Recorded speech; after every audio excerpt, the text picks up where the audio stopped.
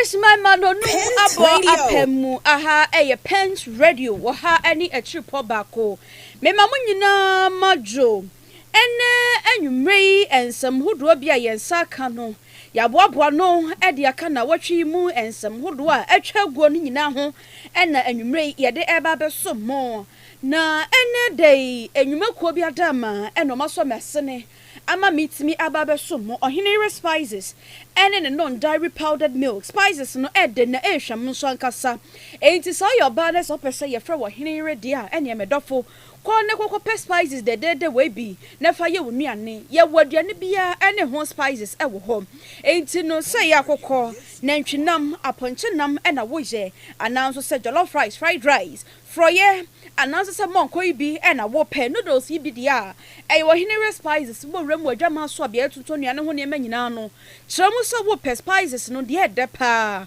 wo mo ebeyi wo hinere ibi ena de amawo ananso say wo de wo mpe ne tutu mpe no bia na wo de chirim say wo pe wo hinere spices wo mbema obi na so wo de akwakoye mesra wo konso a eya hwe moni na ho no amo bia mfasu na kwa ana ne wa chenchena na se wo sanso epe milk enuane adi ananso say de bia de milk eye de a medof mekamfo ohinere non-dairy powdered milk ya ye de badwama so bi ena de amawo non-dairy powdered milk we sunso no edepa akwada etimi di opanyini enso etimi di ne dodo mo na opel so a 0244 525908 and 0207 805398 eso ena wo first na ne mpanyimfo atwetwe enkomo ena nwumrei yedemu live ewo YouTube ne so Pent Radio 100.1 megahertz wokwa ho a obehu yen na ne ekoso ewo fiduam ha nyina so no wonso watimi ahwebi na watebi sanso ena feyi as Pentecost Junction aresha wo mo ewo ho wo mu tie kase bi live efa Damta Information Center eso enwumrei mi amesin kunya ena dai me baba so mo edi kase hu chiame no eye me ketche nuaba nana ama buama arisima mansam no emunchi mo ankasa eni yen shakase na sie na mrashe bedwani ya owo eye kape kete na samrashe bedwani ya owo kete ne di no eni onwanyamfo kwame kapi wode atodwa se sie pa no wohwemu a ensu a eto na edinsu yiri aba wo mayi mu ama wo mayi chese adesie so na omusu etempenten kwa no ne nyina no enye bibia se ensuo ni mu no ensumna na eno ada ho a ensuo to a efemu no enumu ene nkrofo ede ada ne bia ya wo mutu enwura egu chese sumna kese ene nkrofo wo manya ewo nsumna mu ama wo hwa enka bia ya ensuo to a efa no sesie no kamia yese ekwan no asi amana kaketua bi ne nyina eye kwan bi efa so ema sensuo to a ade nsuo ne to enya baabi na afampo na nkampese etimi akototin na nkwankofo ye ne bia ama na wasanso chemu a galamse e na afensunsun no woma womutu anwia no dodo na sunsun no be ya wie no bohu se ensumuna na wo seda ho anka wo se wo mo hwe na wo mo eba mu kama no se de wo mo ye no no wo be hu ane se wo mo sunsu akwakoyi afiri ho no mo na no sunsu akwakofo ha fofra ba se ensuo to a onmonyamfo yi ne nsem bia wo de tu dwa no ebini of them is we need the behavior change. We need to embark on a behavior change communication to reorient our people, because people are just dumping refuge into the channels where the natural way of natural channels that the water flows is also have been blocked. So it's an area we also need to look at. And during the rainy season, people just organize the rubbish and throw them into the water, and those are also the challenges we are facing. Another area we are talking about is that you can see clearly that those channels to salt mining and its activity have also affected the natural course of flowing of the rain into the sea, and then you need to distill all those places to make it naturally friendly so that the ecosystem is not tampered with. Any ayati emrashe bejani ya owo kete onmunyamfo kwame kapi ena yate ne nka no na yeto nsem ne so amamu yenko agoprama so nsem mu ena humachi ena black star enso edebo yi ehhehye so a na kyesenya sam ketua enne nkofo wo manda bro twe hunwi ya wo mabo kyese ye kaso wo nkonkwa gina aso dem nya watch night kura nkanya de nkomo beko nanso nso no wo matimi atwen ya hwe Black Star match yi bi ewi akire no na kyese sun ene areho na de hie yi wo mudi ko fie kokoda ye bi kura kyese wo mu nidi ne na ni nyina mo no na kyese ye de asida be manyame every so wabo yen ye call sa round of 32 na bi achepa na nyame ya do na se atimi yoko na ye free ha ye bede nyame ase na eno hu sensem no na ene ye kasei former sports minister Owura Godwin Nilam Tevandapoy wade nsama to dwa afa ho en wo kyerese coach no ne nhyehyɛ ye bia wodi gu akwan mu no anhya da ankoye esanse enkrofo bi no mo ho no ma wasesa wo ma amwa kra wo bi ho nke hu ye nka nipa no na dwonku bi anase ne nan bi anase se wo prepre bi a emu ode wontimi ntwa ball ne so biem ene yeyi no efri mu nanso so we die o ma hu ne sa key players bi a na nka eni kwan se wo yi o mo fri mu no ene wo yi o mo fri mu ne nyina ye niema bi a eka ho bi Emma ball no ekokoba ni say ma reho ababeto Ghana no na onwanyamfo Vanderpoy ne nsem ni binie. I have given Curious credit, but there is no way you can change four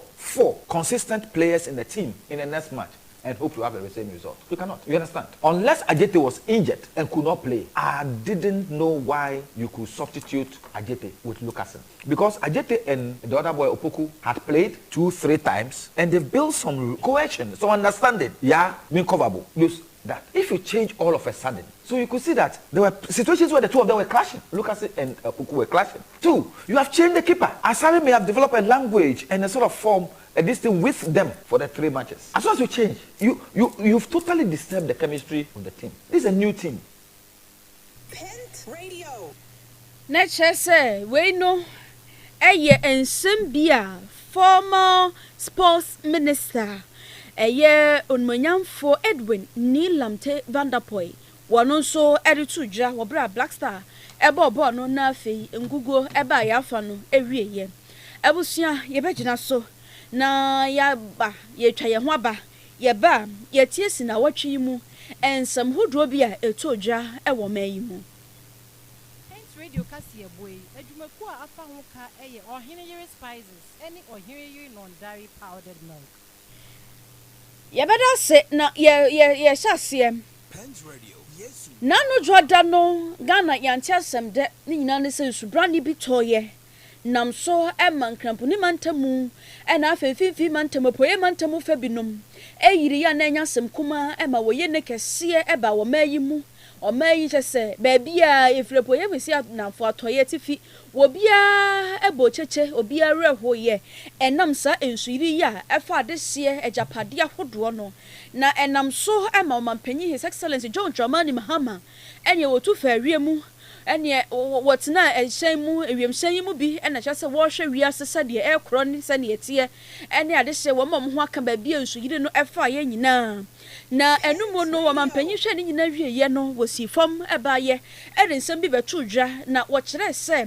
eniema bi wo hono ma wo se wo mudigu akwan mu o mayi digu akwan mu netimi bua ema sa niema nyina etimi etutwa na wo kire eniema akukuda mienu ya se wo mudigu akwan ma beboa eni engineering combination nyina no ni nyina ka ho se wo mayi eni engineer CB ebekeka bomo na wo matimi adwen wo kwampa befa so a sa niema we nyina ebi entimi NCB mo mampanyi His Excellency John Dramani ni nsema wo de tudwa na watwi mu ebini. Even in the air, we discovered many illicit dumping sites where the wetlands are. People have gone to create a waste dumping ground, and they charge 20 cedis for the aboboya to come and fill the waste into the wetland. And when it has filled sufficiently, they sell the land to people to come and build on. And so we need to, one, look at it from an engineering perspective in terms of how we can open up the channels, but at the same time, look at how we can identify all the buildings that are obstructing the waterway. We've said this many times. I'm tired of hearing it, but anytime you begin to take action and you start breaking houses, people think that government is inhumane. But I'm paying His Excellency John Dramani Mahama neni bi ni ekotie ye na wo insuyiri yimwa na chese ekokoba se nkrofo bebre na nkran yo ye nya baabi no nkran yo na nkran adehio na Osoafo wono ne hwe afisam so omonyamfo Mohammed Muntaka Mubarak enso ede tu dwa se yensusu nkankran yo esan se si e kanso yiri ho asema nyankran ko a wokɔ mfimfi mantamu a na watwe mienu atwa mu no mfimfi mantamu so bra ne bi to wo hɔ saa nam so manso yiri baaye ema enipa makomako edu nwɔtwe enati nananom wonse do enye no ko edan makomako aduonum enwɔhwe ena no nso adwiri gu ya eno nso so kɔfa asam kese ebaaye wode sɛ mo anyina to dwa wo bra enrahye badwamu no sansam bu ehu nsam baaye na wode to dwa ewo nano adwada no eho ensem ni mu ensem sei eno anyunyamfo yi ede to dwa. In Central Region, Mr. Speaker, last 2 weeks we had 58 houses that collapsed. Cape Coast Metropolitan Assembly lost 20 houses. Gomoa East 2 houses. Gomoa West 1 house. AOB 2 houses. Aguna East 7 houses. Gomoa Central 1 house. Tufo Ahima Lower Dentra 6 houses. AAK 4 houses. Mfansiman 5 houses. Asin South 1 house. Asofa wo hwe afisom so ene yetinini onmanyamfo Mohammed Muntaka Mubarak na yeto ansem ne so amamu na wochikro ye mu ena yede tu manim se ewo kwada so municipality ni mu mecha santimantamu ha obi a chese ne yonko brabo eti nananom ewo nsie do abusuafo kra adwendwe ho okwan a ombefa so a wombeyi na mu ede abafie babehwe no makokopɛ no krabra ye na aye nyina no ne yonko brabo yi a wo atiasefo asase so asiesie ne ho sɛ saman no ekwakobu ne yonko yi epunani na chese sɛ ne ma na okokofo sɛ de yon na adehye bi a wo mu de omani hu ye de nsam twudwa efa ho wo nsam mo kan ye ne bi nie gate na no a wo bu gate ne eponani enti a ne ekwe stroke kakra yes ade this saman na abafie ha bebu kun ye ni ana eti ya fo no ye ya just a video na he video na timi aba yes there be some idea ni sunsun asa be there na the video na yetimi capture na nya ne sa eti yes an ye nyina gada azem ye fi ofo ni na ani e be gina sisa na wa wuni fie ni nchen ani ye pipe from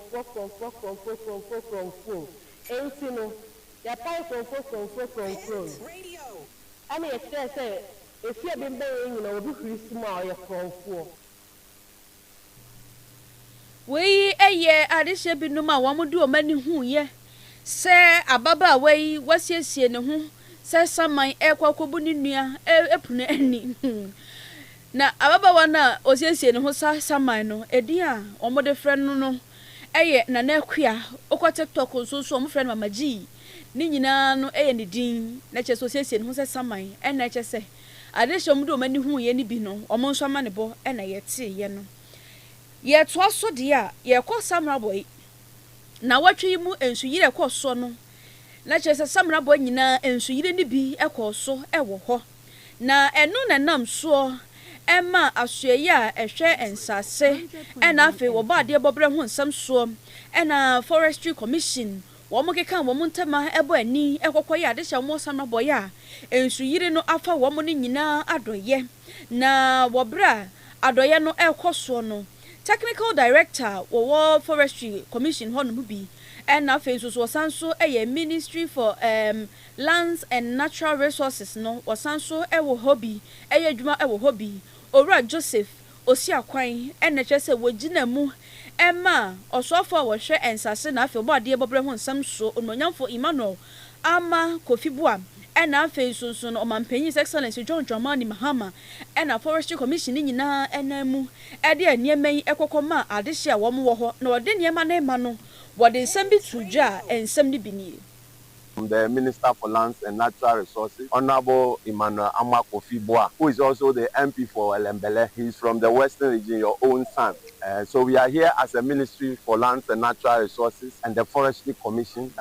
What happened, we are all aware. The Minister himself would have been here to do this presentation.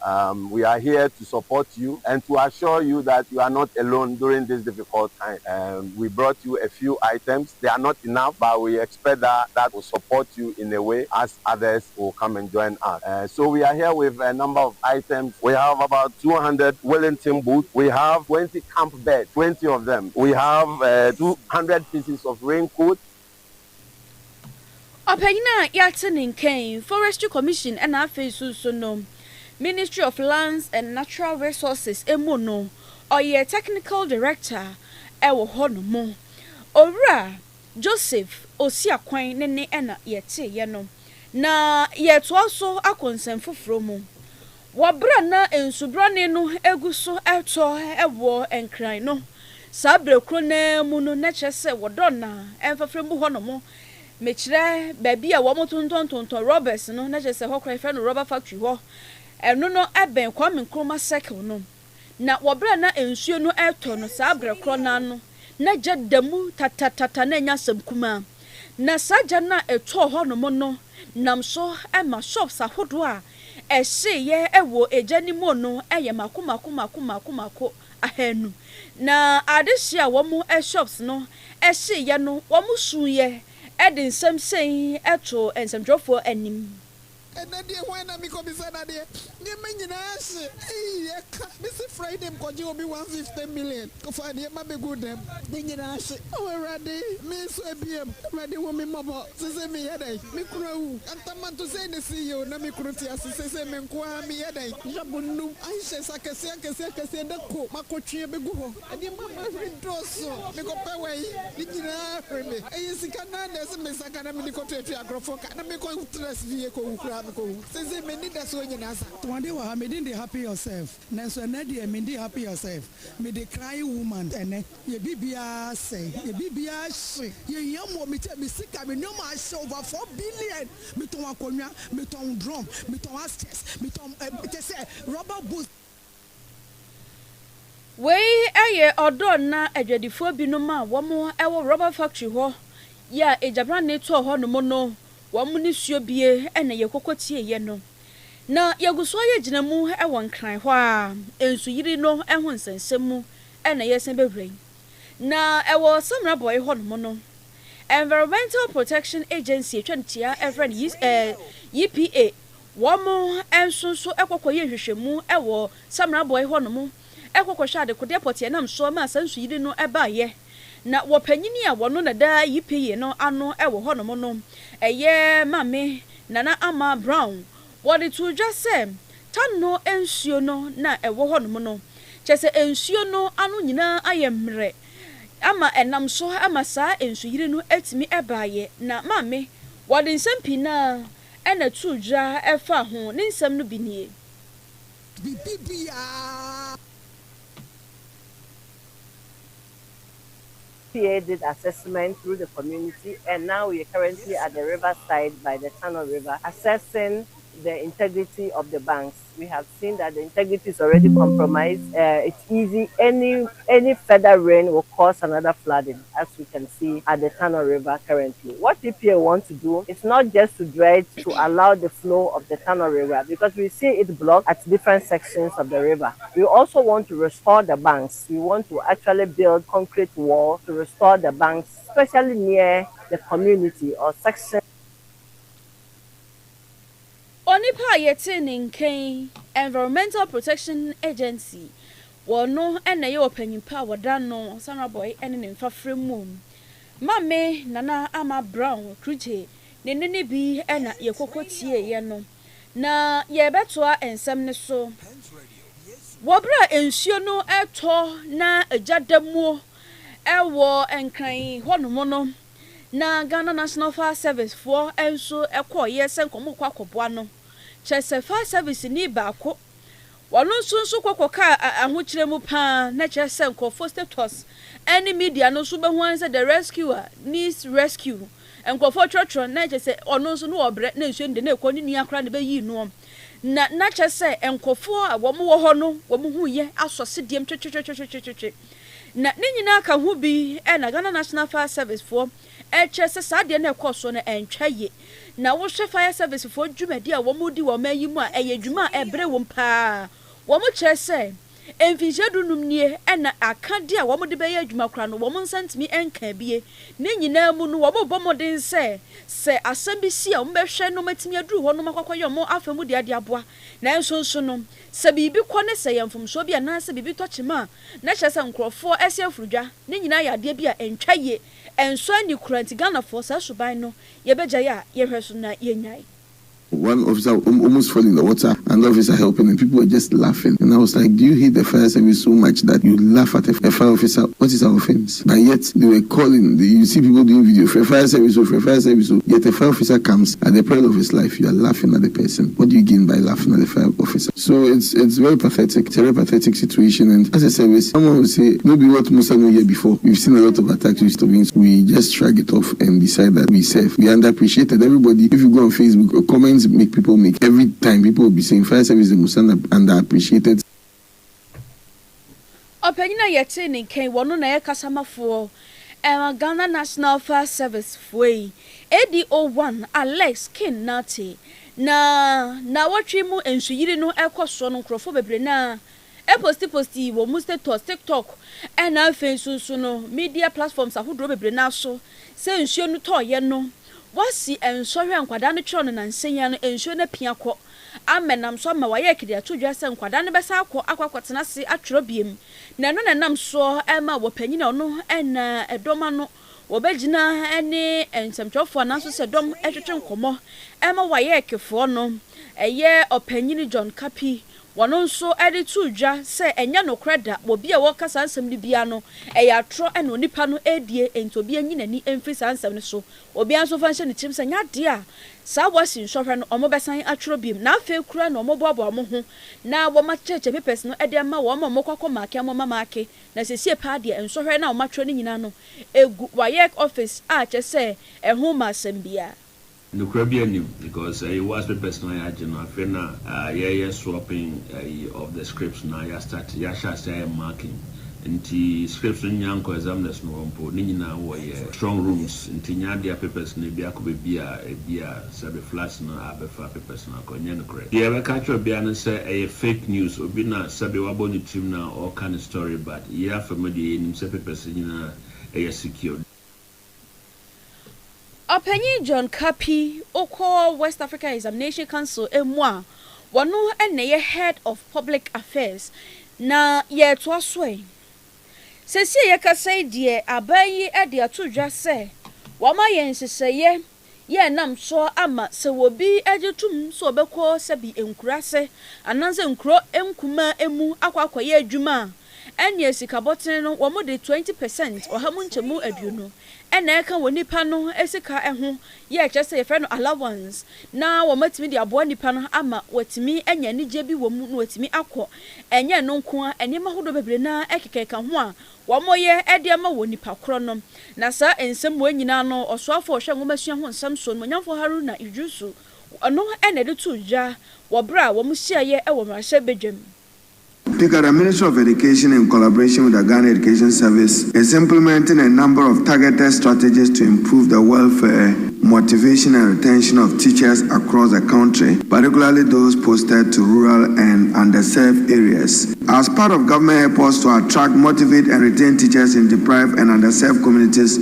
special incentives have been put in place for teachers who accept posting to such areas. Mr. Speaker, I'm happy to note that one of these incentives is a reduction in the number of years required to qualify for study leave. Also for washe enwumasua ho nsam so nyamfo Haruna Idrusu na watwe mu ensem bia wode tudwa enso eno no na boli teacher ni ya okokodi nsenseme wone ne sua ni baako ene akatima kapen agudie wokokodi ya no sesi Ghana Education Service ade atodwa se wo modie wo mofo aso asotwe bia posifo ade bema ne bia wo so mode ma ne pa efri se ade a wo checheni eye no ye nipa bonfo semu a eni kwan kra se ye ma kwan ema wo ben esukufo enkwada mpo ye nkwada no ni kwan se mo ma kwan ema mo ben sanse so ben a ene ma wo be kire nyina no enye ne ma ehu etwa na o kire se sesie no waye Ghana Education Service o ma hyase ede ne megu akwan mu a na katua kra no wo mbehwe no ma twentwen no na o mo mfa akatua bia ema ne biem. We will apply the toughest sanction to serve as deterrent because we want our school environment to be safe and teachers who expose children the way we saw in the video do not have place at GS. So we have taken the steps to stop his salary. We interdicted him first, and we had to take the step to stop his salary. And now we are pursuing him wherever he is. We are appealing with the security agencies to apprehend him because he's not somebody who has to be let loose.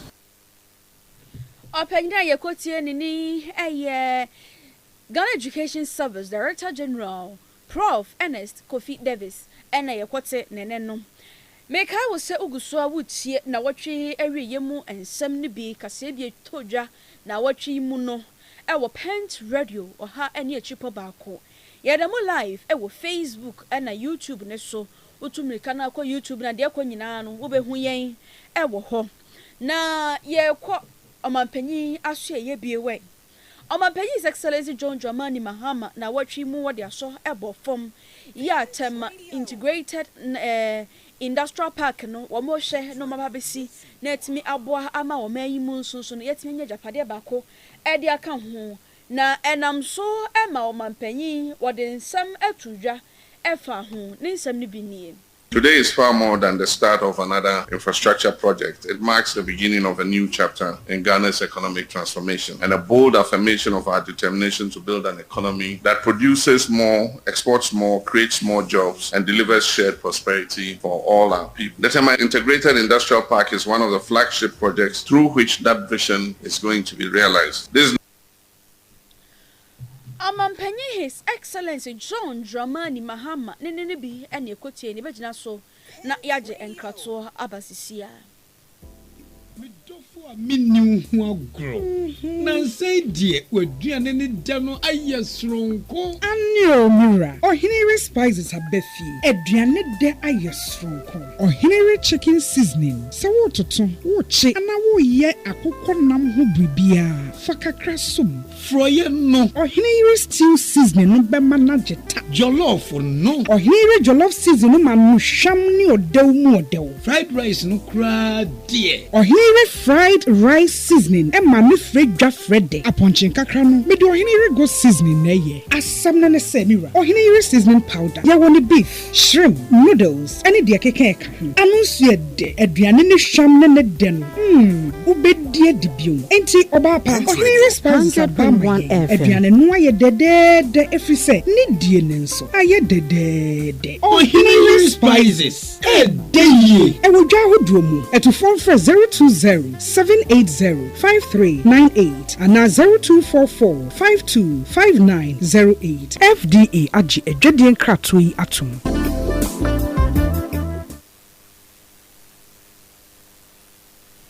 Ebusia yebeda se watwen amiakwakwaje enkratoi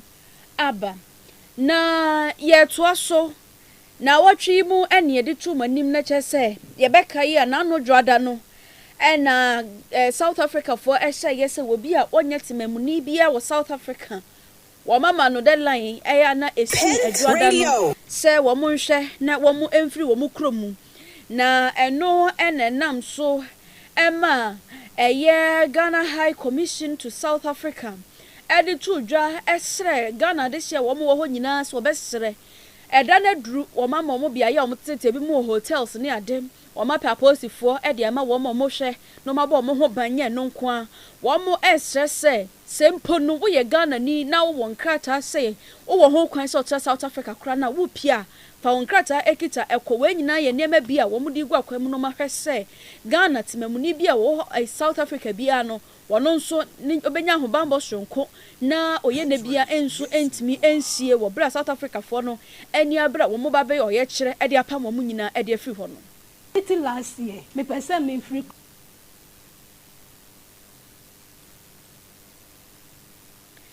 na yekọ eye agoprama so ensem nsunsu na watwi mu no moti ye se Mexico fo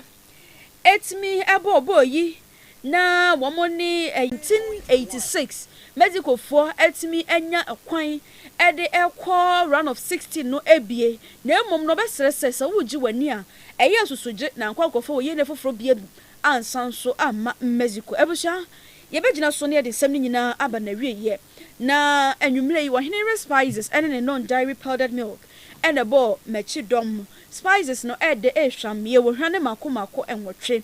ya wa akoko ye wo nantwinam ye wa ponchinam ye wo froye monko so etwetwea jollof rice fried rice and afi indomie na so se noodles ni bi so e wo ho ye wo hinere no dairy powdered milk eno so aduane bi e de milk e dia na se de milk e ye bia no wonya bia na se wo de ya e beboa pa na ne de no etimi akoye e de amount enti ahomabofo wo be fresh so no eye 0244525908 and